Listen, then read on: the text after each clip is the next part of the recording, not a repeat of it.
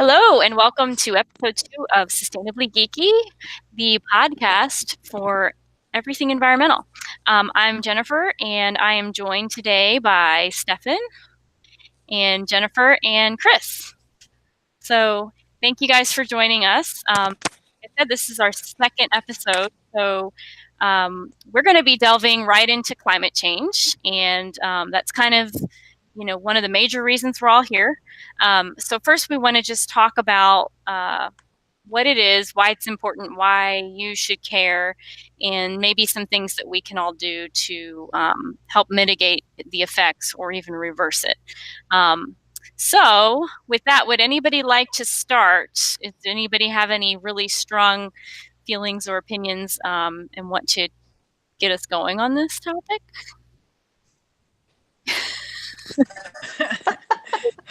Everybody's super excited. Well, I can start. So I guess first, what we want to do is talk about the difference between climate change and weather, right?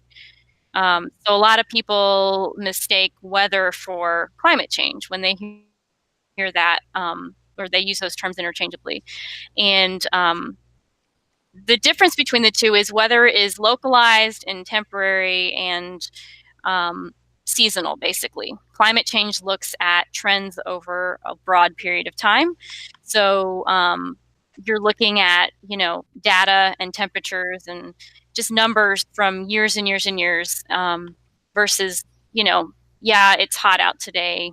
Yeah, it's cold in the winter, but how cold is it compared to 100 years ago, 20 years ago, and how cold is it over a period of 10 years, that kind of thing. And so that's weather. So climate change is really looking at the changes, the shifts in the temperatures and the different variations in the weather over all of those time periods. And a lot of times people will say, well, climate change isn't something that we can control. The climate's going to change no matter what. And yes, there is a certain degree of the Earth doing its own thing. But there are things that we do as a species, humans, to affect that. And specifically, since the industrial age started, we've been spewing a lot of carbon into the air and burning a lot of fuel that has caused the overall temperature to go up over years. And the science has shown that, that has been a cause by us. So anybody want to jump in and add anything at this point or have any observations? Going really fast to this. I know I'm like here. You are right. People do use weather and climate change as if they're the same thing, not that they're two completely different terms. I read articles on Yahoo about weather and things like that, and then I'll go to the comment section just to see what people are saying. And the vast majority of people are saying, "Oh, look, it rained. It must be summer. Oh, look, it snowed. It must be winter." Like a lot of people just don't think it's anything to worry about. Mm-hmm. That the earth is just doing what it's supposed to do. We've had, like you said, shifts in climate before. This is something that's going to keep happening, and why the heck are we worrying so much about it? Like why are 97% of all scientists saying that we are the cause of climate change? That must not be true. So it's frustrating to read that, but it's also good to know that if we just start educating maybe younger, Mm-hmm. or putting it into a context that the vast majority of people understand, that maybe they'll start shifting a little bit in their thinking. Exactly. I Well, thought I really liked your just distinction between weather and climate. I thought that was very helpful. And I happen to be somebody who's not super read up on the issue. I actually probably would use the term ignorant to apply to myself in regard to this issue. Um, and I used to be definitely on board with the idea that it was happening and that it's caused by humans. These days, I'm an agnostic, meaning I'm open to the possibility that that is in fact the case, but I'm also just not I don't know if convinced is the right word, but again, it's mainly just ignorance at this point. So I need to read up more about it, or listen to more um, about it, and be able to form an opinion. But This at is least, going to be an exciting podcast. I feel like this is good because we have, maybe like two extremes on the call. So that'll be good for us today. yeah.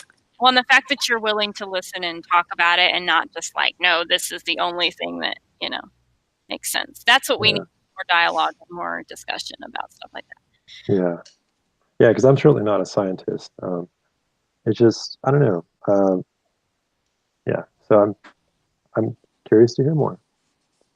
Okay. Well, and I'm sure you have maybe questions or things that you don't fully understand that we can get into as we go through the discussion. I want to jump back real quick to something Chris said. So you were saying that like 97% of scientists, agree that climate change is real and we're causing it. And we'll always go back to that 3% of scientists who don't agree or who, dispute those claims. And they latch onto that 3% as though that's all that matters. That the fact that there's any disagreement at all is all that matters to refute the entire argument. That's not really how science works. Scientists all come out and review each other's work. They discuss it. Every theory goes through rigorous review, and if you can get 97% consensus, that's a pretty good indicator that the science is good and that, they know what they're talking about. So I just want to point that out because a lot of people will say, well, there's this study that was done or there's these papers that were written and these scientists don't agree. But I think when you look at a lot of those studies, the methods were flawed and a lot of the information they used were flawed as well. So anyways, so Jennifer, did you have anything you wanted to throw in as we're going through this broad overview? Yeah, I mean, I think it's a little bit more difficult for Americans to wrap their head around climate change or global warming because we don't see the immediate effects that are occurring right now. So it's partly frustrating, but it's also out there. If people take the time to look and see where people's homes once were near the ocean are now almost under the ocean, those types of things are wiping out centuries of tribes that have maybe lived on those islands. And so I would just encourage people to take a look because it's out there if you want to actually see it, because sea level rise is affecting a lot of various types of people out there. Yeah. I think that's a really important point. I think it's related to what you were saying earlier, Jennifer, about the difference between weather and climate and how easily we can confuse the two. But the other Jennifer, I'm not sure how I should refer to you. You guys can JT? call me Jen. Jen, all right, that sounds good. Yeah, no, I just think that's a great point. Just looking beyond our the confines of our little world, and we all have. I'm just as prone to that as anybody, but just to become more kind of globally aware of what's happening is hugely important. Yeah. There's a lot of articles about, like you said, island nations that are completely underwater, almost, have lost all their land. But even there's a map, I don't remember who did it, that basically shows in 50 years, 100 years, if we don't fix climate change, most of the major peninsulas and islands in the world are underwater, like Italy, Florida. We lose all that land. It's all sunk. So I think people will start. Unfortunately, they'll only take it seriously, a lot of them, when it affects them. But once they see that, but even Hurricane Harvey, last year, and Irma, and all these huge Category 5 hurricanes that shouldn't be happening as often as they do, or as close together as they do, and we're getting them because a warmer climate, a warmer ocean, makes the water and the wind move faster and more violently, and it feeds it. It's a perfect breeding ground. But again, people, like you said, brush it off as, oh, it's just just bad weather. It's just a hurricane season. Just unfortunate. Yeah, and I think it's important for people to not get overwhelmed by it as well, because it just seems like such an enormous thing to tackle that often the individual feels lost in that. They don't really understand that they can make an impact and they can make a difference by just their own personal daily decisions. So we just don't want people to feel like, oh, it's going to happen regardless of what I do, because there are things that each one of us can do. And as a collective, we will be the change. Exactly. Yeah. I think that's a big thing is it's I'm guilty of this too, not guilty, but I do feel this way. Like sometimes it just seems it's too big. The numbers are too big. I can't really see what that means, or a degree warmer doesn't seem like that big of a deal. It's only a degree warmer. So it's hard to really, it can be really hard to wrap your head around the fact that this is worldwide and it does include you too, even if it's not right at your front door. And sometimes it can seem like, well, it's just too big. There's nothing I can do. So it is important to reinforce that little things are what make up the bigger picture, and that even your daily decision to not get that plastic bag or to shut off your water while you're brushing your teeth, all those little things that you may not think make a difference, they do add up over time. Yeah. Because what if we all did that, right? If we all... Yes. Yeah. It's like this picture I keep seeing circling Instagram. It's one straw isn't that big of a deal, said 7 billion people. So, Like Yeah, and honestly, that for me, what you just said, Chris, is really a big reason why I guess, try to live in an environmentally conscious manner, and I think other people should too. And I try to gently encourage other people to, is because it's just, to me, uh, it's a more efficient way to live, but it's also just a more interesting way to live. And there are benefits that you can see when a large group of people live in this way. So I think it's worthwhile, not just something that our weird neighbor down the street does, but if we all are in this together, like, we can actually see, we can make a difference. Yeah, I don't know when or why it happened, but it seems like we've all, as a society, fallen out of the mindset of how does what I do affect other people, right? Like, I live in a society where we all depend on each other, or we all at least have to be able to tolerate each other because everything we do is connected. But a lot of people seem to forget that and don't care or don't think about the fact that, we all share this planet, we all share these resources. Polluting and using disposable items eventually is going to catch up with us, and unfortunately going to affect a lot of times the people that are least equipped to deal with it. Yeah. So we've talked a little bit about what climate change is. I guess we can talk some about the effects of climate change. So why does this matter, right? So I think the biggest thing that we can all notice is that, the weather does change incrementally over time. We've had super hot summers in Texas the last few years, which shouldn't surprise anyone, but they're slowly getting hotter and staying hotter longer, and we're having more droughts. And this isn't just characteristic to Texas. I think this is happening more all over the country, but we used to get, one or two snow or ice days in Texas. And I think this year was the first winter we've had, an ice scare in a few years. So I'm noticing a difference just, anecdotally, but also if you look at the trends, I think you'll see that slowly the average temperature each year is rising.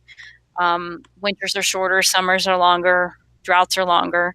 I don't know if you've noticed anything up in Canada, Chris, but even up in a colder climate, I feel like that Mm-hmm. start to notice a difference too. Yeah, well, I live in Midwestern Ontario, and we're in the snow belt. And for the last few years, and I'm not 100% sure if it's because in the last almost 5 years we lived right on the lake, so we're not getting the snow that I remember when I was a kid, and it's just literally blowing over us, and that's just what winters are like down right by the lake, or if it's actually changing. But I've been noticing a big swing, like it's more volatile, especially during the winter time. Like one day, like I only remember having one green Christmas when I was a kid, and my kids have had three, I think, already, and they're 12 and 10. And it's either really sunny one day, and then the next day it's, minus 20. And then it'll stay like that for 3 days, and then it'll all of a sudden get really warm. A few years ago, we had a really warm spell over March break where it got up to about, I don't know, Fahrenheit, so 17 degrees Celsius. And what had happened is because it got so warm, a local apple orchard, the tree started to defrost, and then immediately the week after, it dropped below freezing and started snowing. So that year they had no apples. Their Yeah. entire crop got wiped out because of that 1 week in March where it just warmed up enough for everything to thaw out a wee bit. So I've been noticing a lot more swings one way or the other. Yeah.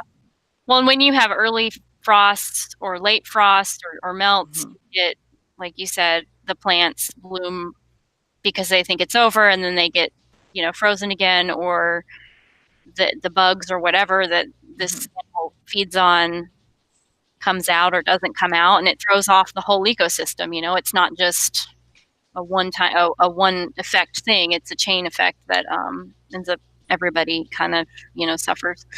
Um, yeah, so climate change makes extreme weather events more extreme, and we saw that with the hurricanes. We see that with droughts and the wildfires and all these natural occurrences that are going to happen anyways, but they're happening more often, or they're a lot stronger and a lot more devastating, I think, than they used to be.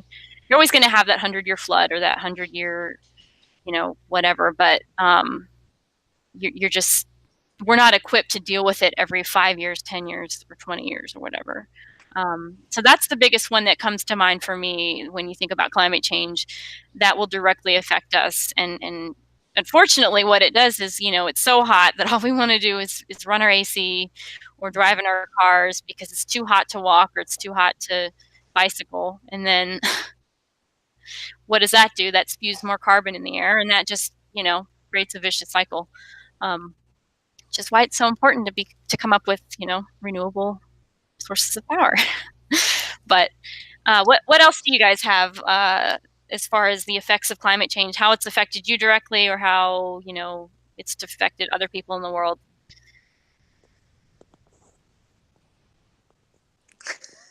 Um, I feel that's a great question. by climate I, change. I, yeah, no, I think it's totally valid and legitimate to make observations about, what's happened in our lifetimes or within the last few generations. As somebody, again, who's mostly ignorant on this and is kind of an agnostic, I do, however, just personally get a little bit wary of kind of making projections, um, going very far back in time based on what has been observed over the last few years or decades or even centuries. Again, that's speaking from ignorance. So I'm open to hearing more on that, but that's just kind of the thought that I had when you were talking about that. So are you saying that it hasn't been enough time since, I guess, we've seen this shift to really make a sound decision? Is that your Poss- inclination? well, possibly, yeah. And even if it has been enough time for there to be, an actual change to the global climate, I guess the most pertinent question as it relates to public policy and just people's behavior and things like that um, is that change primarily driven by human activity. And perhaps it is. I mean, again, I'm sort of in between on that. I don't know. Well, I think the main thing is that it's the rate of the change, right? It's happening so fast that in the past you see it happening gradually over hundreds of thousands of years, and that same amount of change is happening in the span of 200 years or so. And I don't have numbers, and we can pull those up in another time and talk hard science. But the Al Gore documentary, he has that graph that visually shows, here's where we were, and then he keeps going up, and here's where we are now 50 years later or whatever. So I think that's the main thing that people get worried about, is the fact that not the fact that it's changing, because it could change naturally, but it's happening so fast, and the only thing we can see that's different. And also, we're when you pull those ice cores samples that show, what was in the atmosphere over time, when we started burning fossil fuels, you see that show up in that time period. And that's a very distinctive difference in the layers that they pull every year. Jen, do you have anything to add to this? I know we're Yeah, I mean, I guess the science is out there, and I personally would believe the person that has spent their life studying this topic and is pulling the ice cores out of Antarctica and doing the research, versus someone who doesn't do that for a living. So the fact that 97% of scientists believe that it is from human beings, then I think that, quite frankly, the argument should kind of no longer be a discussion. It should just become fact that this is happening, and we need to start doing something about it sooner than later. Yeah, well, one thing that I think that kind of bugs me is just the way we build. Like, we don't adapt. You guys were talking about how temperatures are rising in our lifetimes, and I just, like, I go to places. I used to live in California, and they build houses in California in the Central Valley, which gets up into the hundreds during the summertime, just like it does in Texas, I assume, sometime, at least this year. But they build houses the same way there that they do in Washington State and Mississippi and Maine. And it's like, it doesn't seem to be a whole lot of smart adaptation of just how we build structures to adapt to the local climate in a way that is energy efficient and comfortable.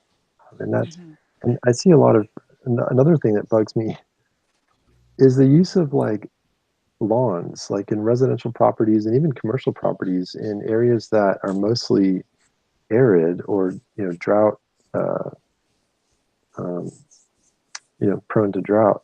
Again, like around Sacramento where I used to live, and so just things like that where it's like, let's just be smart. I mean, whether or not a person agrees with certain things, but I think we just need to be smart about, like, how we even live in the world, and just take into account our resources, our climate, and all of that. Yeah. I totally agree with you. Absolutely.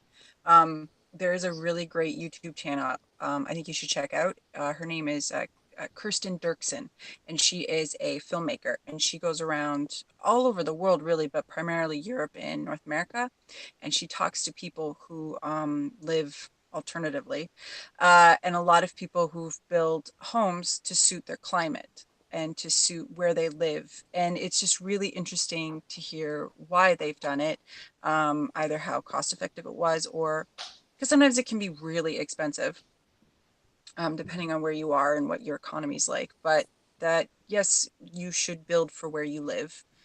Don't try to force something that doesn't belong there. I also agree with you on the lawns. We're currently turning our front lawn into a little mini homestead because the kids don't play on it, and I hate cutting it. It's useless. Oh, so bad. They're just dumb. I don't get it. My best friend waters her lawn. I try not to shake my head at her too much, um, but yeah, I totally agree. We've sort of detached ourselves so much that we're not part of the environment anymore.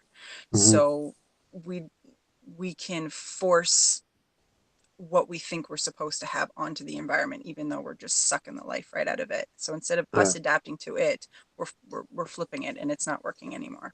Hmm. Hmm. And then we want the same quality of life and the same Mm-hmm. standard everywhere. Like he said, we don't adapt, and it's Yeah, there's a it's really catching good up. there's a really good book I read called Cadillac Desert, and it talks about water in the West and how unsustainable it is. And it was written like 35 years ago, and it was scary reading it because it's like, wow, this is all it's projecting out 50 years, and it's like we're almost there and we're not doing anything differently. But it talks a lot about what you said, how we're just forcing the few water sources we have in the West and into these huge cities that have no business being there, and these huge, sprawling neighborhoods with lawns, and Yeah. Yeah. it's not going to last. No, it's absurd. And I think, this recent move in California to require all new housing construction to have solar panels, right? Am I right What? on that? I haven't heard that. Okay. Saying if they do. Yeah. Well, I personally think that's a great idea. I think that should be done in places that get a ton of sun, like Phoenix, Arizona. I mean, to me, it makes sense that every new house that's built ought to have, my goodness, put as many solar panels as can fit on the roof, for crying out loud. Like, why not? It is going to make houses a little bit more expensive, but it's also going to bring down the cost of energy, and it's just, you know, way less resource intensive. So, yeah. Absolutely. I agree. Um, so another thing, we've talked a little bit about weather and water. I kind of want to talk about how climate change affects the ocean and why that matters to us. Because, you know, you mentioned the 1 degree Celsius uh, rise, and I think it's projected that if we rise, 2 more degrees, we're kind of at the If it point, reaches right? if it reaches 4 degrees Celsius above, then yeah, So, we're toast. so it doesn't sound like a lot, like you said, but first Yeah, of it does. all, for Americans, Celsius degrees are a lot higher, like jumps than Fahrenheit degrees. Yeah. And also, when you're talking about water, like the ocean, every degree makes a big difference. So every degree makes more ice melt at the poles. That Mm-hmm. makes the level of the ocean rise, which, as we discussed, can cause parts of land to go underwater. It can cause, it can wreak havoc on ecosystems and where fish will and won't swim. But it also can kill a lot of things.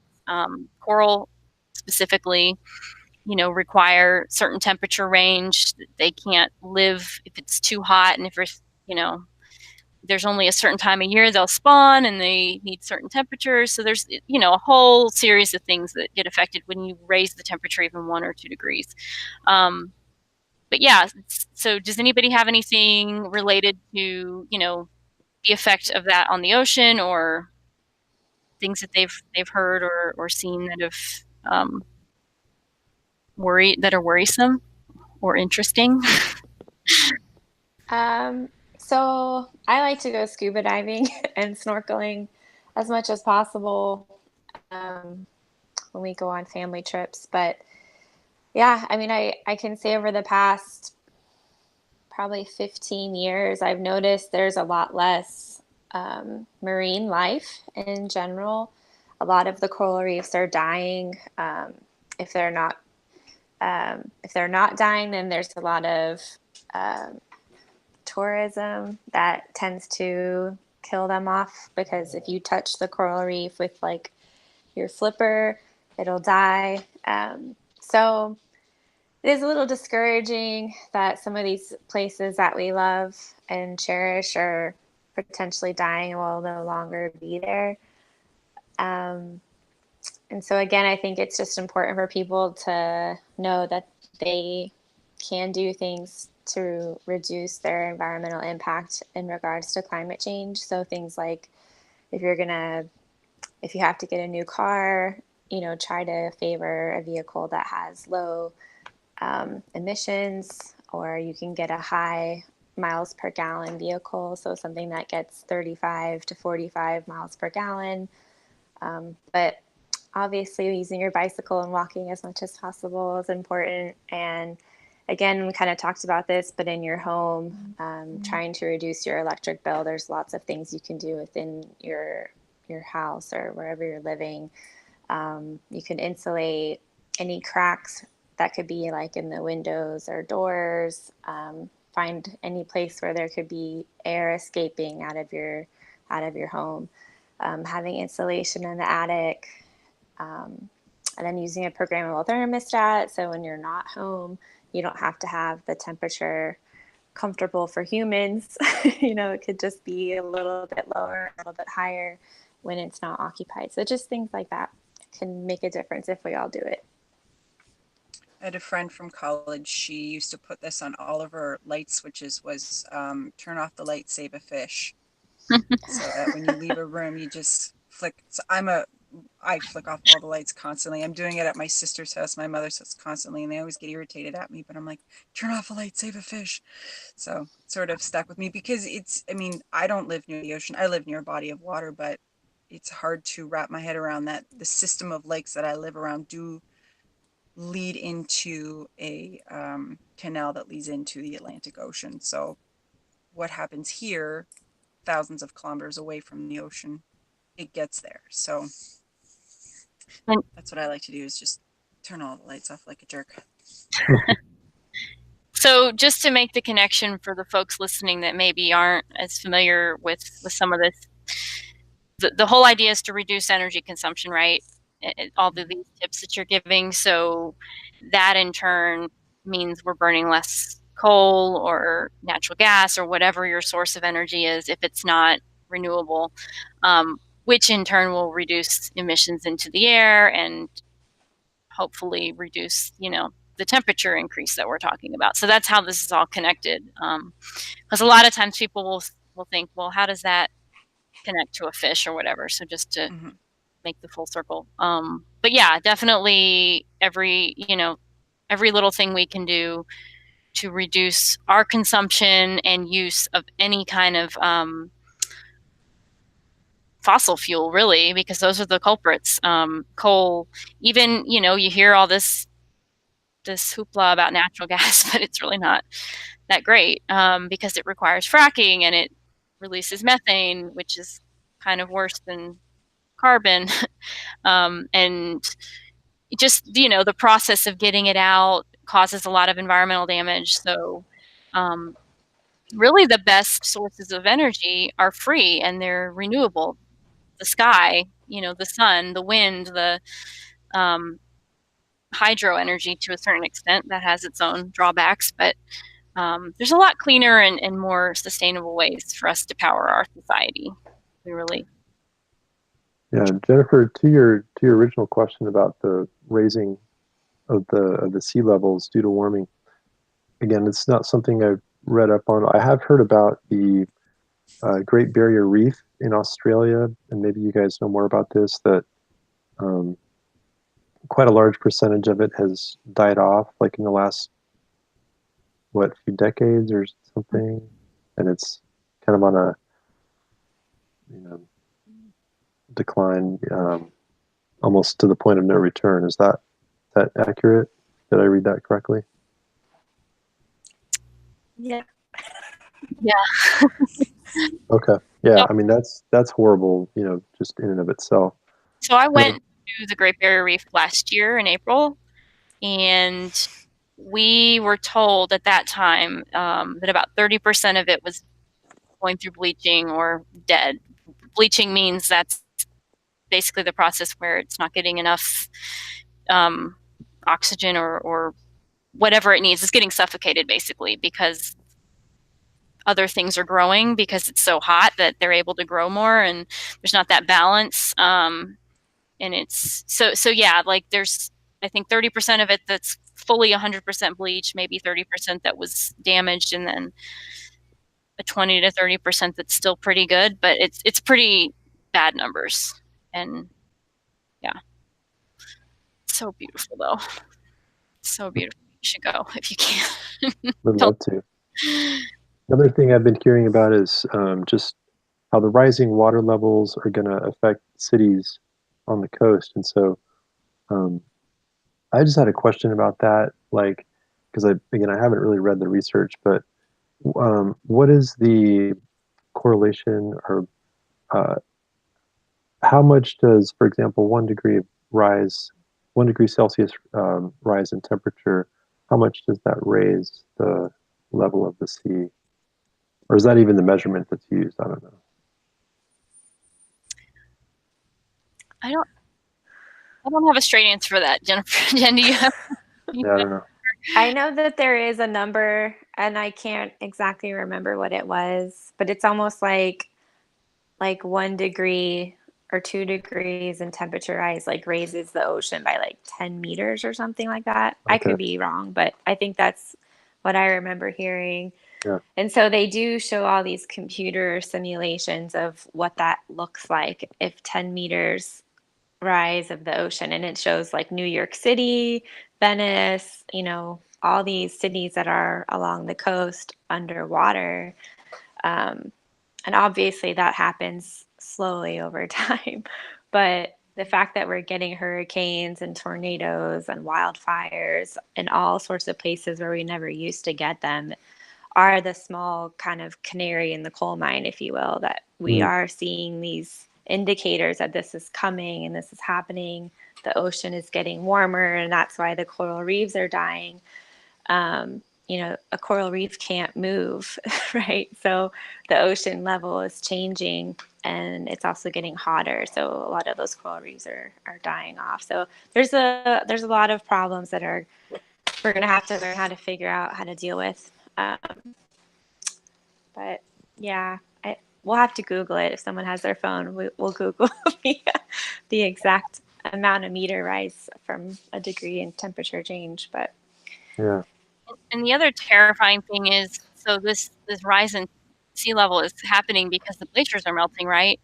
And this is fresh water that's like millions of years old that has been preserved in ice caps in our poles, keeping the ocean in kind of a balance that we have now. Once those are gone, they're gone. Like, you don't get them back unless you get like serious cold spell, another ice age or something. And a lot of countries rely on those, the ice melt from those in the winter for their water supply. So if they're gone permanently, they lose fresh water, and it's all in the oceans now. It's all salty, so that's another kind of terrifying thing. And then you have the whole, what am I trying to say? You were talking about the coral reefs. They provide a lot of oxygen for the world, and a lot of plants in the ocean provide a lot of the oxygen that we use to breathe. We think trees are like it, but actually ocean life is a big source of the air that we breathe. And people don't realize that because it's all underwater. And all we see is the trees, and we think, save the trees, which is important, but also don't kill the animal or the plants that are providing it in the ocean too. yes, planting trees is another good note we should mention. Yeah. So there are other things you can do besides conserving energy. You can also plant things that essentially, I guess it's called carbon sequestration. So if you have some type of plant that can absorb the CO2 in the atmosphere, then that also helps with the problem. So like avoiding from cutting down trees, but then also grow more trees. Yeah, no, that's so true. I've been on a number of tree planting excursions, and they're super fun. So if anybody's listening to this or watching this that is like not super keen on doing all the other stuff that's been mentioned, go plant some trees with a group of people. It is tons of fun. It's a great way to spend a Saturday. I like that. You mentioned carbon sequestration. So I just finished reading The World is Blue by Sylvia Earle, and she talks about this was something new for me, but the fact that there are pockets in the ocean that are basically carbon sinks, and a lot of them are getting dredged up by the deep sea fishing that we're doing. And so we're not only like killing the habitats, but we're pulling up these pockets of gas that have been trapped down there for years and years and releasing more carbon that way, which I thought was interesting because, again, never read about that in my science textbook, but it's just fascinating how many ways we can destroy the planet in so many different ways. Yeah, no, it's true. I think it's important because we don't often, and I include myself in this, we don't often think of the world's oceans as being, or sometimes don't think of the world's oceans as being ecosystems unto themselves that have their own very delicate balance of flora and fauna and climates and so forth. But now you're starting to see this crop up in the news about this giant pile of trash in the ocean that's like the size of Texas, and that's where you go, wow, what we do on terra firma really does have, it affects the oceans. It affects this entire other ecosystem. Mm-hmm. And we know about it, and yet we're still not fixing it. So we need to all do our little part, like Jen has said, and plant some trees, reduce our use of energy, and plastics is another thing. You hear a lot of stuff in the news about the straws lately, how a lot of places are banning them, and that's starting to pick up momentum. And just single-use plastic in general is terrible. So that's things like disposable silverware and bags and the wrappers that everything comes in. Because we've just gotten to this point in society where everything's just throwaway, right? Used to be you would keep your glass containers or your bottles or your cans and, at least turn them in for a deposit. But we've gotten so far away from that. But that's all important because, again, where does plastic come from? It's made from oil or fossil fuels, which when we burn those, we put more in the air. So that's why, plastic's bad, in addition to the trash problem, because yes, there's just a mountain of trash floating in the ocean and we're dumping it in our, backyards, and we're going to run out of space pretty soon. It'd be like Wall-E. Yeah, I think we're getting there. Great movie, by the way. Yes. Mm-hmm. I think it's interesting that you brought up trash because sometimes it's hard to make that connection to global warming.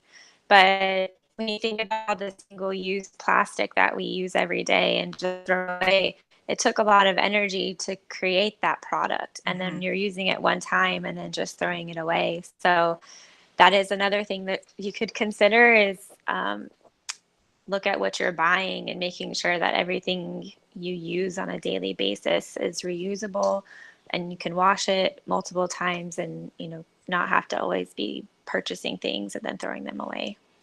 Yeah. We use a lot of energy and a lot of water to create products for people to buy. I think the average lifespan of a single-use product is like 5 minutes or something like that. Like all the amount of resources and raw materials it took to make it and the time put in for that, its actual usable lifespan's like 5 minutes or something like that.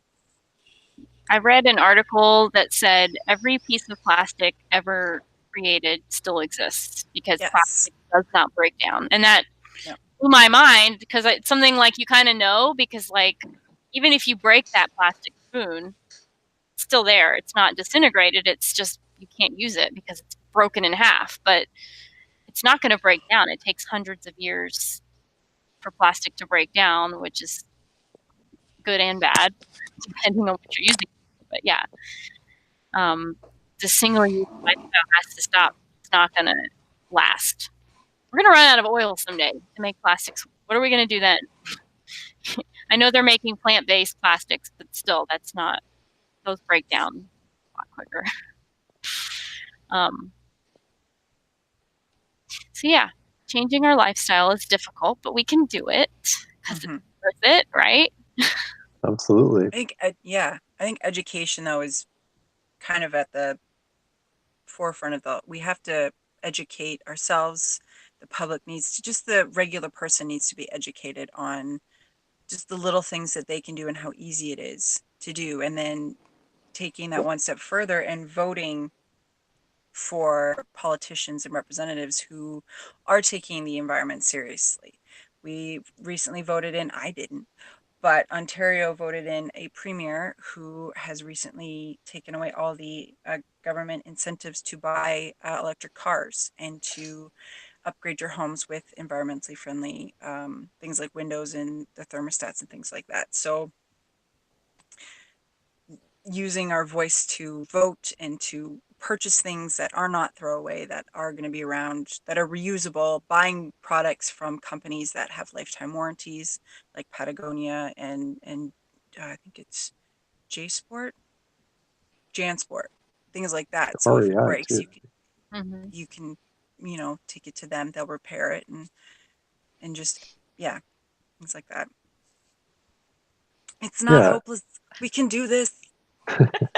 And for anyone out there that doesn't buy into all of this environmental mumbo jumbo save the world stuff, at the end of the day, you're going to save money. So like if you're reducing your electric usage, whether it's your car, your gas mileage, or anything in your home, buying, reusable items, like all those things save you money at the end of the day. And that's what should motivate anybody. No, that's so true. I mean, even like ourselves, we about once a month we have a group of kind of a big group over to our house from church. We have a meal and hang out and stuff. And a while ago we were purchasing just like single disposable paper plates and like the red Dixie cups. This is early in our marriage, so but we've since made a change to more permanent flatware and utensils and cups. And yeah, like you said, Jen, it's my gosh, it saves us money in the long run and it has an added environmental benefit. So I think it's so I think you're spot on. Like let's think of how this can be beneficial to us in multiple ways and not feel like, oh, it's just something that I have to do if I'm going to be a good citizen. Like, no, this actually benefits you beyond just the satisfaction of knowing you're doing something good for the planet, but it also can save you money, for example, and other things as well. So I'm going to put a plug out there for anybody that wants more information and about all the different things they can do in their home.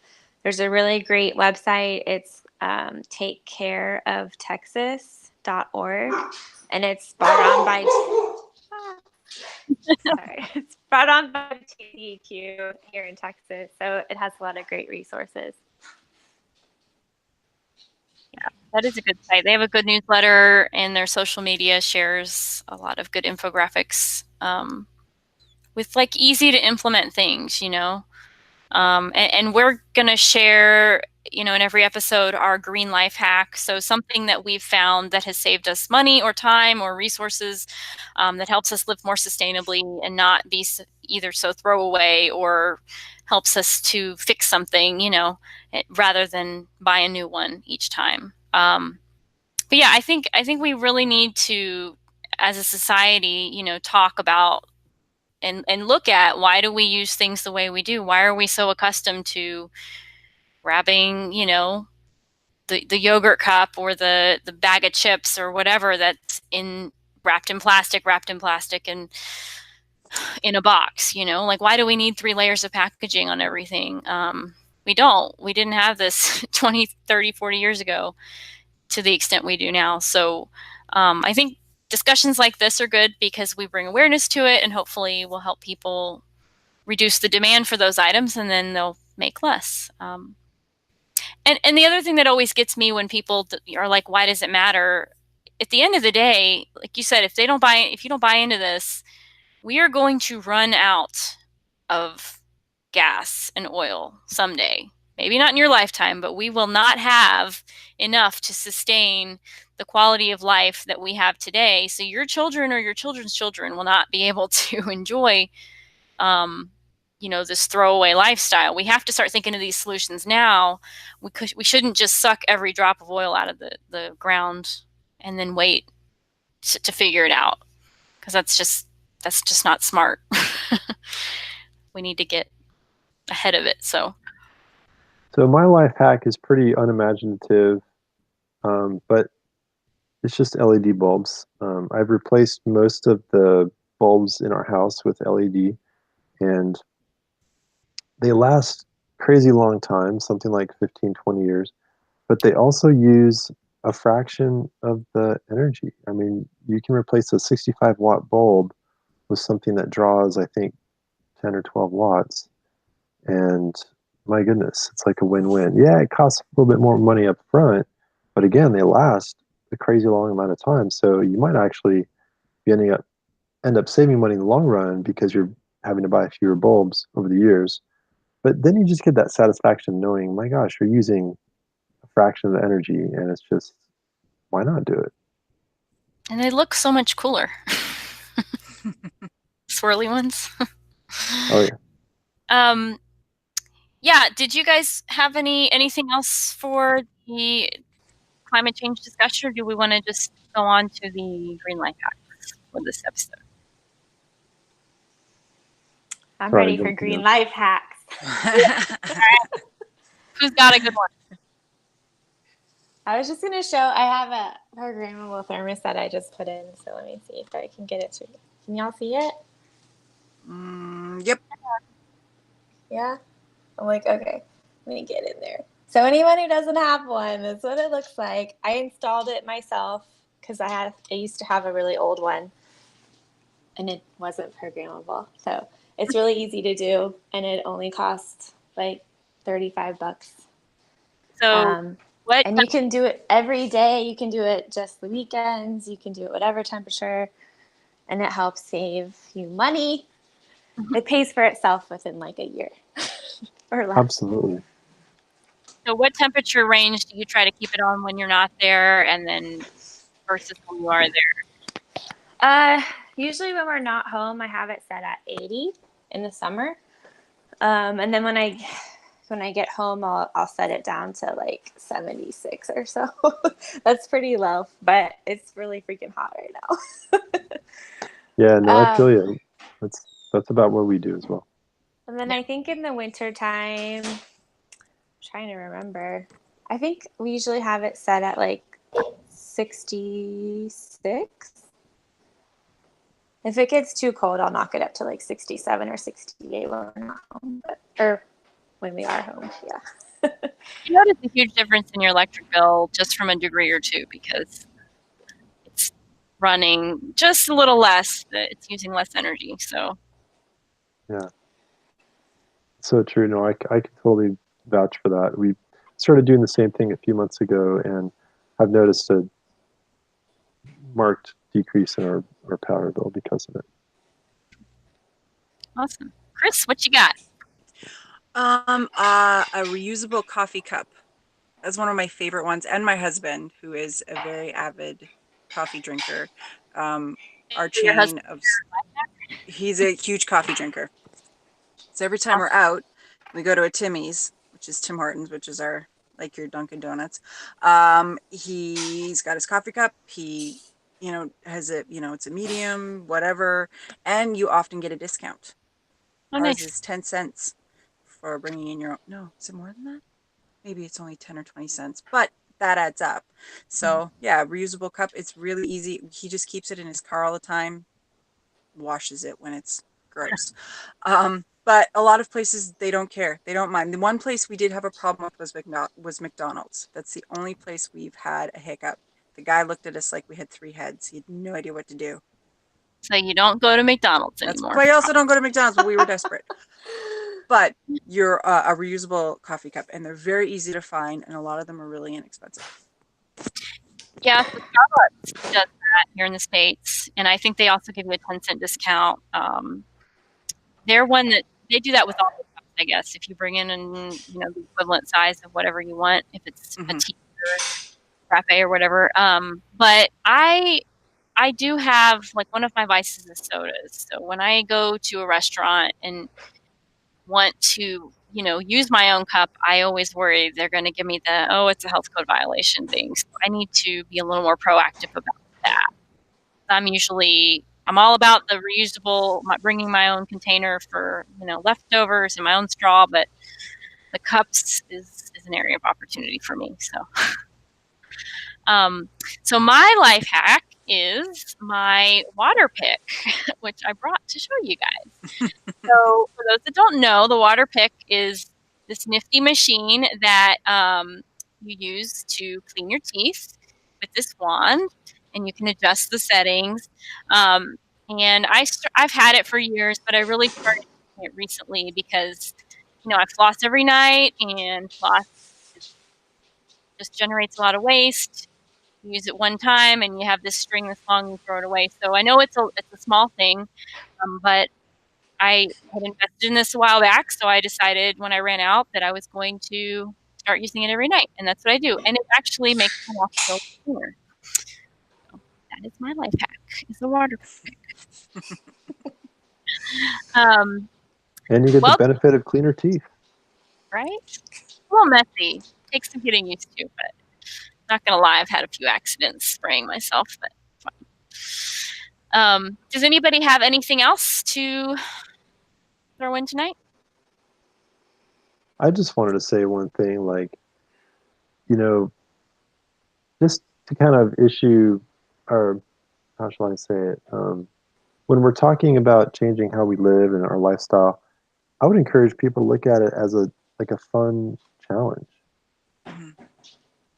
and try to look at it that way instead of somebody coming down on you and making you do something. Look as I'm just as a challenge to myself.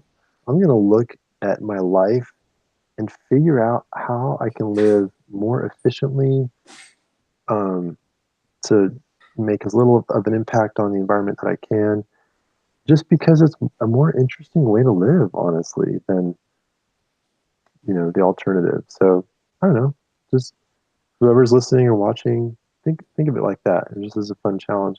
Of course, there's other reasons to do it too, but that would be my contribution. No, I like that. In the spirit of always trying to try new things and change and better yourself. It's a great way of looking at it. So we will be releasing shows monthly, and we are open to suggestions for topics. If you have something you'd like to hear us talk about, if you have a question that you want answered, or maybe just a concept you don't understand, like we talked about climate change tonight, environmental or sustainably related, let us know. And where can we find you online? Sorry, Just, did you ask me? yes. Oh, good luck. But he I will be. live like it's 1995, so there. Well, we will have the Sustainably Geeky show on the Epically Geeky website, so we will have a little bio about him on there. Jen, where can we find you online? We have the centexsustains.org website, and if there's any questions or comments, those go straight to me. So I'd be happy to answer any questions you have. Chris? I am under the Epically Geeky umbrella, so there at the website, and on Instagram at Cedar Birch Cottage. We are redoing our kids' rooms while they are at camp, and I'm trying to remember to take pictures and document it as best I can. Awesome. Well, and you can find me online at Facebook, Twitter, and Instagram at It's Gonna Be Me, and on the Epically Geeky website, epicallygeeky.com, which also will link to this podcast. with that, I believe that's all we have. Please find us on iTunes, Stitcher, and Google Play. Give us a 5-star rating. And again, let us know what you want to hear us talk about. Have a good night.